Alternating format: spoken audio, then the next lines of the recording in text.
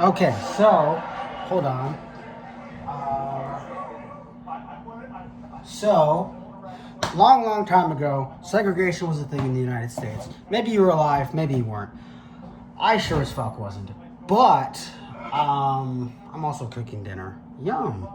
It was a real big deal. Some people don't think it was a good idea. Some people are very glad it happened. Other people don't really give a fuck. Wherever you stand on that issue, you can stand there and do whatever. But the one interesting thing that came out of that, or during that time, was a Senate standing hearing in the Senate by a congressman or senator. Don't know the dude's name, but essentially he did the longest Senate speech in history in that point in time to protest integration. And now, I think literally 30 seconds ago, Cory Booker broke that record. I forgot when he started. I watched little bits and pieces of it throughout the day, yesterday and today. But he just broke it. I thought that was an interesting, cool thing. Because I extremely doubt that's going to happen again at any point in time because everybody in America is fucking lazy. And I don't know, I think that's a pretty cool accomplishment to actually do. You know what? I'll show you.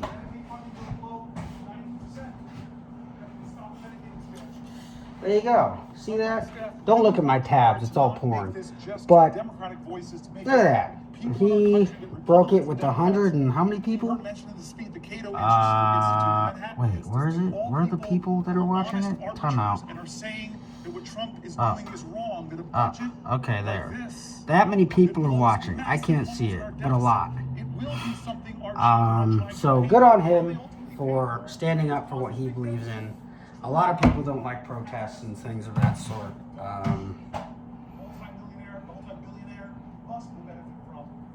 I never did not like them. I think they're like one of the cool things in the modern world, first world, I should say, that allow us to express how we feel at any point in time. People protest in ways that are, I don't know, radical or whatever. People do sit-ins. There was a sit-in last year at universities. There was sit-ins during the 60s. There were people set themselves on fire. I think in India, there's like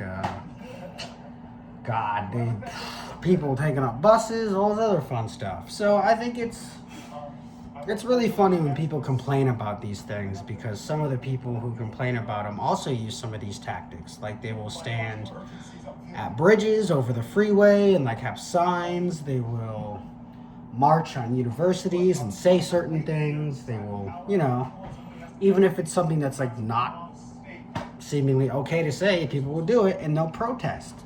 So it's not like protesting is something that is only used on one side. It's used on both sides, and unfortunately some sides don't see that they're benefiting from something that other people have fought so hard for. So that also just goes in the idea that all Americans are fucking retarded. But that's just what I see. Maybe not all of them, but a few of them are just very dense in how the world works. So that's all I got. I think that this is a great achievement for what the United States is, what it has to it, what it can continue to have, and I don't know. We'll see what happens.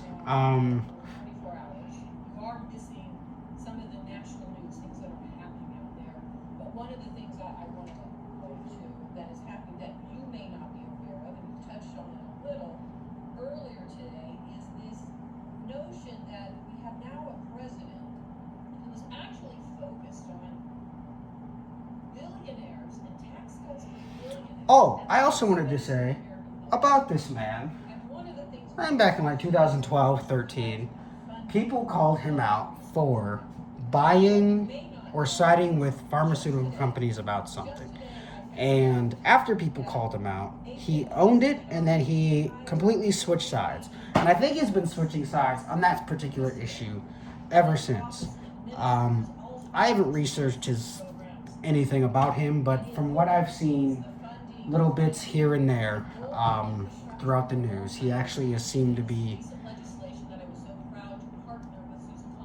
very for people having things such as Medicaid, Medicare, and not being charged an exorbitant amount for things like insulin and whatever else that people have. So I think that's neat, as that never really happens, at least in the current climate of politics. But anyway, that's it. That's cool. If I'm being pretentious,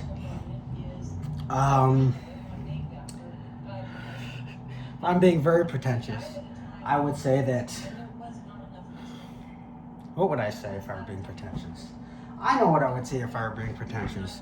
This is not something that a lot of people will say is, oh my god, okay, but I would say,